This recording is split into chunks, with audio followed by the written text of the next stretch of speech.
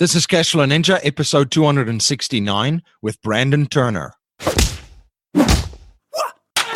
Welcome to the Cashflow Ninja, the podcast sharing how to create income streams and manage, multiply, and protect your wealth in the new economy. Here is your host inside the dojo, MC Laubscher.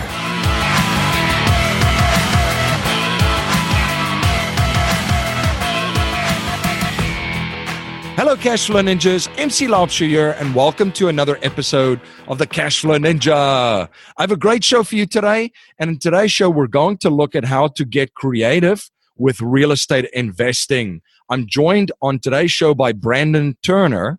Brandon is a real estate entrepreneur and the vice president of growth at biggerpockets.com, one of the web's largest real estate investing communities. He is also the author of the book on rental property investing, the book on investing in real estate with no and low money down, and several other books.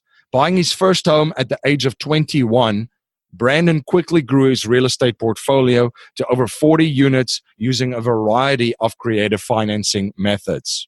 Brandon continues to grow his real estate portfolio, investing in many different types of real estate with a lot of creative acquisition and value add strategies. Please share your feedback and thoughts on today's interview. You can let me know your thoughts on Twitter by tweeting me at MC Laubscher or by email at info@cashflowninja.com. And please remember to join our mailing list by signing up at cashflowninja.com or texting Cashflow Ninja to 44222. To ensure you never miss one of our episodes, you can download our free interactive smartphone apps on the Apple and Google Play app stores. The wealthiest investors on the planet know how to capture their wealth and leverage it to perpetually grow it. If you're interested in learning the premier strategies of the wealthiest individuals and families on the planet, you can access an educational webinar at cashflowninja.com/be the bank.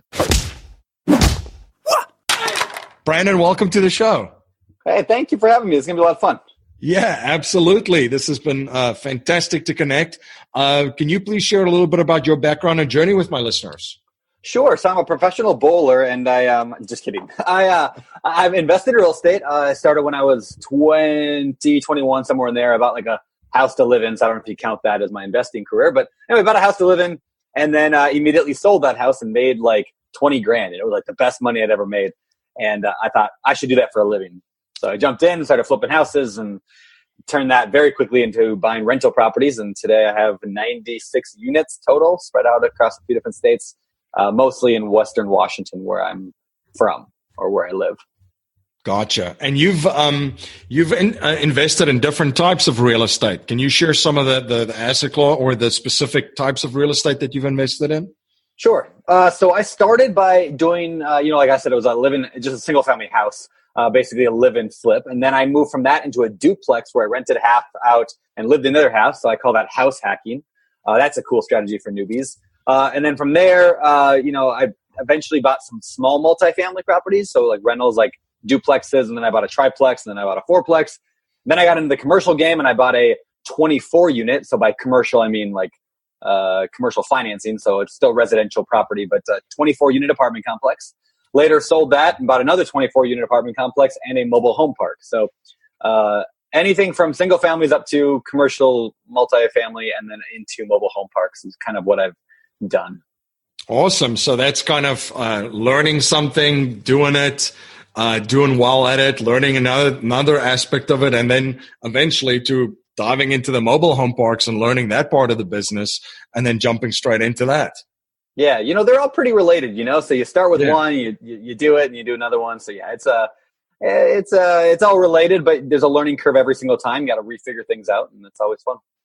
Now, from a philosophical standpoint, as an investor, what's your approach, and is there any checklist that you draw from when you analyze deals and make decisions?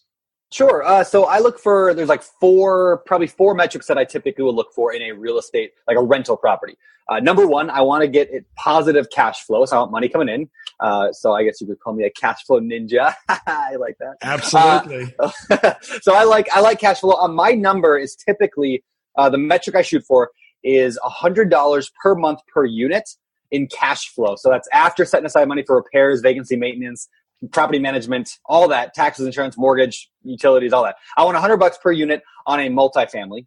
Or if it's just like a house, like a cheap house, I want $200 for that house in profit. So that's the first metric I look for is $100 per month per unit on a multi or $200 on a single. The second metric I look for is a 12% cash on cash return. So if I'm putting $1,000 in, I want to make at least $120 a year back. And so in the cash flow. And so I shoot for that usually. Generally won't buy something that is less than that unless there's a really good reason, like, hey, I found out this property is worth $100,000 more than what I'm buying it for. Well, sure, I'll break even or whatever on a deal if I'm going to make a ton of money later. Third metric I look for is I try to make sure I have equity in every project I do. So I want a good chunk of like at least 20% in any deal. So if I'm into the deal at $80,000, with all the money I've got into it, everything $80,000, it better be worth $100,000. Or if I'm in it for $800,000, I would like it to be worth $1 million, right? So I want that room there in case something drastic happens. Now I could put money down to get that to equity. I could put 20% down and now I have it. Or I could just find a really, really, really good deal and go that route and do no money. So I've done that. And then the fourth metric I look for is overall return. People call it IRR, like internal rate of return. I just say like over time, if I hold the property for like 10 years, am I going to average like 15% per year? 15 is my number there. So including the sale at the end and appreciation, all that, if I can get 15%, that makes me feel really good because that's like 3 times what the stock market averages. Gotcha. Now, one of your ninja tricks is marketing, which you're very, very good at, and look a lot at what you're doing. I mean, house hacking, isn't that something that you wrote about as well? Yeah. So I mean, and this is right up your alley. So that plays a big part in finding good deals, right? Is marketing yourself and so forth. And you've shared some strategies of how to find great deals. What are some of your favorite ways of finding deals and showing up where no one else is showing up? Sure. So the first thing when I'm looking for deals, I actually do like, especially if you're just getting started out or people who are just starting, but really anybody, I do like looking on the MLS, which is where like, all the real estate agents put their deals. But it's kind of like the community pool, right? So it might be the best pool in town and there's the most kids playing there, but there's also the most pee in the pool, right? So it's like, it's really hard to find a clean spot in that pool. Yeah. So the idea is, how do you find the good deals in that? So one of my favorite tricks is I look for 2-bedroom houses that have over 1,000 square feet. If it's a 2-bedroom house, 1,000 square feet or more, there's a good chance that I can turn that into a 3-bedroom house somehow. They're not counting something, or they're not calling it a bedroom, even though it could be, or I could add a window, closet, basement, whatever. I like doing that because everyone, like, especially in my area, people don't like buying 2-bedroom houses, and so they're way cheaper. Right. And so sometimes I find like a property, just because it doesn't have a closet, the agent will call it a 2-bedroom, 1,400 square foot house, and I'm like, oh no, that's a 4-bedroom house, and then I can spend a few $1,000, make it, now it's worth $40,000 more than it was when I bought it, and it cost me a couple $1,000s to do it. So anyway, that's one thing I like to do, is look for hidden potential. I call it looking for hidden bedrooms. The other thing that I do a lot of is this isn't a particular strategy, but it's a way of looking at it. When I got started, I didn't think this way, but now that I've gotten into actual like marketing with businesses more than just real estate, I do like, a lot of, I'm VP of marketing, right, at Bigger Pockets. So right. I learned this is how marketers think of business, not real estate investors, but how marketers think of business is as a giant funnel, right? So 2 million people come to Bigger Pockets in a given month, and out of them, let's say, 50,000 people or whatever give us their email address, and out of them, 2,000 people give us money for something, and out of them, this is how much books they bought or whatever, right? So it's a giant funnel. And so marketers look at business that way.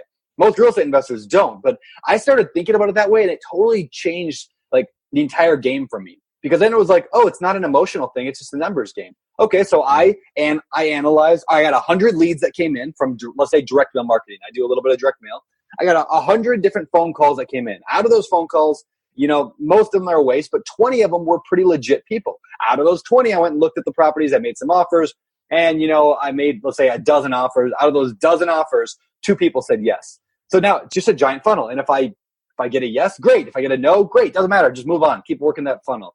And so I every marketing strategy I do, I throw into just a funnel. What's the funnel look like? Let's keep the emotion out of it. Metrics only. It's so true, not to just look at a business as a business, but yourself as a business and your real estate as a business, because it is a business. So, no, absolutely. And you talk about creative and being creative, and that's, I think, where the marketing brain kind of dovetails with the real estate stuff, with not only finding good deals, but then also buying property with no money down, or not your own money, right? And something that you talk about as well, because if you look at the big guys on the block, the big guys and gals, when they purchase real estate, there's not a lot of times that they have their own money in the deal. You're listening to Brandon Turner on the Cashflow Ninja podcast. We will be right back after a word from our sponsor. This is MC Laubscher, the host of the Cashflow Ninja podcast. As you may know, I'm also the president and chief wealth strategist of Valhalla Wealth Financial. We help individuals, families, small businesses, entrepreneurs, and professionals build their wealth outside of Wall Street and help investors maximize the use of every dollar in their personal economy and boost their investment gains. We do this by combining the capital and investments with the financial vehicle of the wealthy, according to the infinite banking concept. If you're interested to learn more about privatized banking and the infinite banking concept, you can access an exclusive webinar at cashflowninja.com/be the bank. You're listening to Brandon Turner on the Cashflow Ninja podcast, and now back to our interview. It's funny. A lot of people think of when they hear the word no money down, and it's kind of a term that's been used a lot of kind of a sleazy way, right? But like when people think of no money, they think of it's for people that are broke. But in reality, the people who do the most creative finances are like creative finance and putting together deals are the billionaires and the multimillionaires. They rarely put their own money into deals, right? Because no matter how much money you have, you never have enough to buy all you want. And so like the people, like the better you are at figuring out the finances, the more you can buy, right? So yeah, I do a ton of creative finance stuff. My favorite thing is I like to buy properties that are just kind of nasty, fix them up. And I usually buy them with, let's say, like a partner or a private lender, or maybe I'll use all cash to buy it. And then either way, when I'm done with the project, I'll go to the bank and be like, hey, I got this beautiful property here. It's rented out. It's awesome. It's in great condition. Can I get a loan on that? And they're like, sure. And they give me a loan, and I get all my money back, or all my investors' money back, or all my partners, whatever. And you could do this strategy with a single family house for $12,000 in Detroit, or you could do this with a $6 million apartment complex over in Phoenix. Right? Like that strategy, I call it the BRRRR strategy, because you buy it, rehab it, rent it out, refinance, and repeat. You can do that all day long. Yeah, love the acronym. So, so staying on the marketing line, right? Exactly. Yeah, exactly. Now, you are mobile. I mean, lifestyle design, right? Speaking to me from Hawaii, so you're not freezing your tail off here in the United States. What markets do you look at for investing? Is there specific markets that you look at? Is it scattered? Is there some more favorable ones that you do, and why? Yeah, so I'm a big believer in investing where you have people. So first of all, I started doing all my investing locally where I lived in Western Washington. And yeah, I'm in Hawaii right now, and I'm looking here, but prices are crazy here. But, I liked Grays Harbor where I live. It's the county I live in because it was local. I knew it. And then when I wanted to buy elsewhere, I contacted some people. I talked to a lot of people about where they're getting money. And I looked for areas that they were getting the kind of returns that I wanted to get. And one of those people, his name was Todd Dexheimer. He was investing in Cincinnati. So I said, well, I like him. I trust him. He's a good guy. I'm going to go check that market out. And sure enough, it was very similar to my own market. I understood it. And I had people on the ground. I had him that knew the area. I had other people that I knew, guys like Joe Fairless, who's from Cincinnati. And people that I've met with through various Bigger Pockets events or other things. Anyway, so I bought in Cincinnati. And then at the same time, a mobile home park deal came up in Bangor, Maine. And again, I knew nothing about Bangor, Maine, but I knew people there. I looked at the numbers. And I ended up partnering with a guy. I gave him part of the deal and negotiated. He's a partner with me on it, but he's the boots on the ground. So again, it doesn't really matter. Like I would buy anywhere that I had people that I trusted and numbers that I trusted. So but typically I always thought Midwest is where I'd end up with the mobile home park, but Bangor, Maine, it's about as far away from Hawaii as you can get. Who would have thunk, right? And it's so true. The people, and I've had Todd and Joe both on the show, so I'm familiar with those guys. I mean, it's truly all just about the people and the teams that you have, right? Any business. Yep.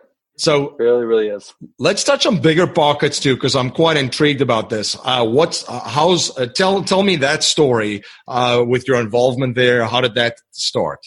Sure. So I actually, a lot of people think I started the site, and I didn't. I came a little bit later. So Josh Dorkin started it in his basement, working 100-hour week, trying to make no money at this business back in the day, and he just slaved away at it for years and years and years. And then I don't know, like 5 years before I ever came around. And so then I when I got into real estate, I searched the internet for what to do when tenants don't pay rent, because I really didn't know. What do you do when a tenant doesn't pay rent? And everyone's telling me I shouldn't do real estate because tenants don't pay rent. So anyway, I stumbled across this little tiny site called Bigger Pockets, and I was like amazed that there was like real life people out there doing this investing thing. We didn't have podcasts back then. We didn't have like stories of people doing it. It was like the gurus that were like teaching us and charging $50,000 for their education, or you might pick up a book at the library, which is how I did it, right? So all of a sudden it was like real life people, not just the authors and the gurus that were doing it. And I was amazed that there were answers. So anyway, I started hanging out there, became friends with Josh, the CEO, just via like helping. I just tried to volunteer writing, and I would try to help people out on the site and jump on the forums and kind of teach what I knew and asked a lot of questions. Anyway, me and Josh then became friends, and then he at one point put on his Facebook that he was looking for someone just to help read and edit some blog posts. And I'm like, I'll do it. And so that's the very first official capacity I helped VP, and that grew into the podcast, which then blew up, and that's and I've had, I think, 20 different roles there now. I think right today I'm VP of marketing. So yeah, that's where it all came from. Many, many hats. So, and you touched on something there. So you would think that there was organic growth, and then the podcast really took it out and brought it. So that was the big jet fuel that you needed to lift off that rocket. Yeah, I think so. I think there's just so much power. I mean, you've seen it, I'm sure, in audio and video. Mm-hmm. Like it's one thing to read somebody, and then there's another thing to hear them week after week on a podcast. And so everyone says to me still, and I'm sure they say to you, I feel like I know you. Like I've heard you. I feel like I know who you are, and I've never met you before. Right. Yeah. So what podcasting did, and you can translate this to real estate as well. Like, sending somebody a letter is a big deal, but getting on the phone with them, that builds a connection more than a letter will ever do, or more than an ad on the internet might do. Like if you can, like the more you can build connections with people, that's when the magic happens. I'm a big believer in that. Yeah, absolutely. What are some of the growth strategies that you look at to expand that reach, and some of the other things that you guys are trying, new things at Bigger Pockets? You mean like growing Bigger Pockets in itself? Yeah. Yeah. I mean, the big thing that we look for is just how do we provide massive value all the time in every channel possible, right? So I want to be like, when you search YouTube, I want to be 10 of the top 12 listings on anything having to do with real estate. When you search Google, I want to be the top 10. And every time I make something, I say, how do I do this better than anybody else who's ever done it? So if I'm going to make a video on how to be a good landlord, I don't want it to be a simple video. I want to spend the time to make it the best video ever produced on how to be a landlord. I do that with blog posts. I do that when I write books. I do that with everything. It's just, I want to be the best. There's this great book out there called So Good They Can't Ignore You. It's by a guy named Cal Newport. Okay. One of my favorite books. Have you read that one? It's fantastic. I've not, but I'm going to put that on the list. Okay, put it on your list. It's so good. It basically just says, like, look, if you want to accomplish amazing things in life, just become so good at that one thing, or that the things you do, that like you have no choice but to be an expert, to be like known as the expert on it, So rather than, we all love the 4-Hour Work Week, the book, but like he basically makes fun of that and says, look, if you want to try to achieve like this passive income and whatever, stop trying to build scammy, like sites that, trying to do it in your, 15 minutes, and all of a sudden you're bringing in hundreds of thousands of dollars a day in income, like all the internet gurus. It's like, just become really good at something, like really good. So I translate that to Bigger Pockets. I do it in my own real estate. I want to be the number one best landlord in all of my county. Because if a tenant wants to find a place to rent, I want to be known as, that you want to go with Brandon Turner. Like you want him as your landlord because he is the best there is, period. And I try to do that with books, with podcasts, with videos, with anything. Is I want to be the best. It's not even a competitive thing. It's just like that's what it takes to win in today's competitive market of anything. There's so many smart people out there. If you want to win, you got to be good. Right. And to your point, it's the same in everything, because it's so crowded right now. The great thing about the internet is there's a ton of information. The negative about the internet is there's a ton of information. There's a lot of noise. I mean, look at the podcast space that we're in, right?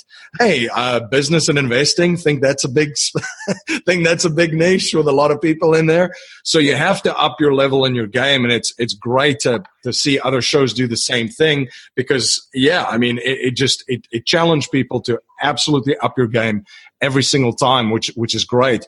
Now, let's turn back to real estate for a second quickly too. The markets are very local. So you can't just, I mean, I understand it's difficult to just say, hey, here's my take on the entire United States real estate market. But trends across the country in different markets, what do you see in the real estate market currently? It's crazy competitive. Like you said, it's everywhere. It's tough, but it's not impossible. I mean, the real estate market right now is toppy. It's expensive. Everybody's trying to do it right now. But I still find deals all the time. I mean, I bought more properties or more units in the past 3 months than I have in the past 10 years combined. And so there are still deals out there, again, for those people willing to work at it and hustle at it. You just have, back in 2010, 2009, 2008, everybody back then, you throw a rock and break a window in a good deal, and they were everywhere, right? Right. But today you can't find good deals. Today you make good deals, and you do it by finding hidden potential and by hustling harder than anybody else, and by being the go-to person in your market, by networking better, by reaching out more, by having a broader audience, casting a wider net. So again, it's totally possible in today's market. It's just a little bit more difficult than it was to find deals 10 years ago. Right. Now, Brandon, one habit I've observed from wealthy and successful people is that they're always studying new subjects and learning new skill sets. What are you currently studying, and what new skill sets are you currently learning? I'm trying to learn how to surf. That's my big thing right now in Hawaii. Oh, nice. Yeah, I really want to be a good surfer. But there's that. I'm also just trying to get better at managing people. Yesterday I had a call with this guy who's a business coach of mine, and he really challenged me, and I love this phrase. He said, stop asking how you're going to get things done and ask who you're going to be to get those things done. In other words, I'm trying to be a better person who finds others, who enables others, rather than being the guy that just can get in there and get it done, right? I can get in there and write or podcast or whatever, but there's only 24 hours in a day, right? So how do I empower a team? How do I become the kind of person, I don't know, if you're familiar with guys like, Tim Ferriss or Gary Vaynerchuk or David Osborne, who's a massively successful real estate investor. I know. Yeah, absolutely. All those guys, they're not like Donald Trump. You think he's sitting there calling up his tenants when they don't pay rent? No. there's this different level that people get to, and it's not how they do it; it's who they are. It's they empower people around them, and they build teams, they build systems, and that's what I'm trying to get to. Awesome. Now, core message in our show is to leave our families, communities, and the world better than we found it by passing down a mindset, values, and principles to future generations, not just money. So if you cannot pass on any money to future generations, and we're only allowed to pass on 3 principles to them to build wealth and achieve happiness and success, what would they be? I would say focus on one thing at a time. I'm really bad at this, but I find that when I'm good at it, that's when I achieve the most growth in my life. So significant focus on one thing at a time. There's this great story that Derek Sivers tells on Tim Ferriss's podcast. Man, today I mentioned Tim Ferriss 3 times. I'm like a fangirl or something. Anyway, so Derek Sivers is this awesome guy. And he tells a story about a donkey. And he says the donkey is starving and thirsty. And on the left, he has food. On the right, he has water. And he looks to the left, he looks to the right, looks to the left, looks to the right, and keeps doing that until the donkey dies, because he can't make up his mind, right? And so many people do that with everything in life. They're like, well, I want to do real estate. I want to do this. And I want to do this. And maybe I'll flip houses. And maybe I'll do that. Just pick one thing and just go with it and become an expert at that thing. Become the best in the world at that one thing. Then you can expand. So eat all the food you can. When that's gone, then go drink some water, right? Focus is super, super, super important.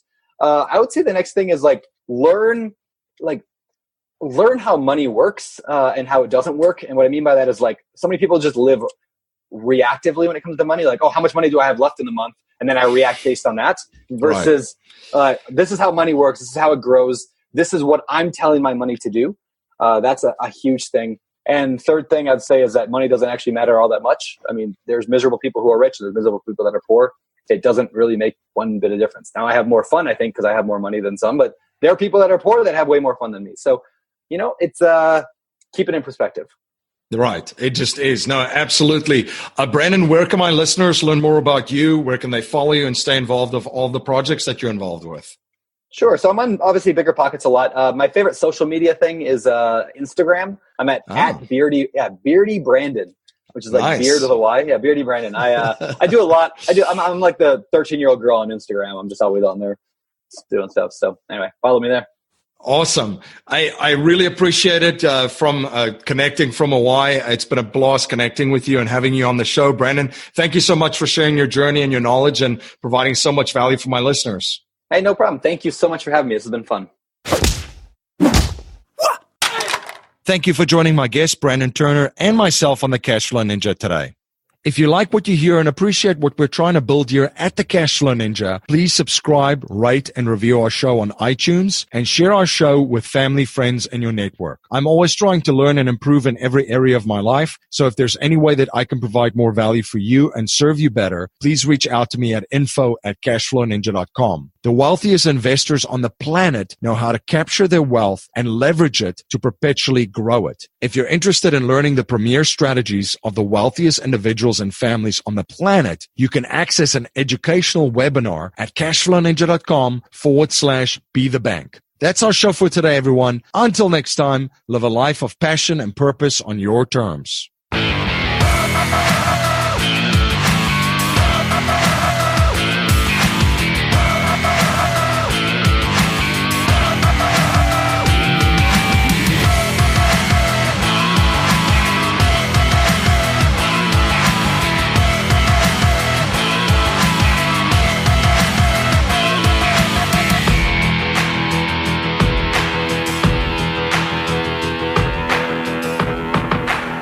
This presentation is for educational and informational purposes only. The information being presented and considered does not consider your particular financial objectives or situation, and it does not make personalized recommendations. This material is not intended to replace the advice of a qualified tax and legal advisor or other qualified professionals, and you should not use the information in place of a customized consultation with a licensed professional regarding your specific personal financial objectives, situation, and needs. We believe the information provided is reliable, but we do not guarantee its accuracy, timeliness, or completeness.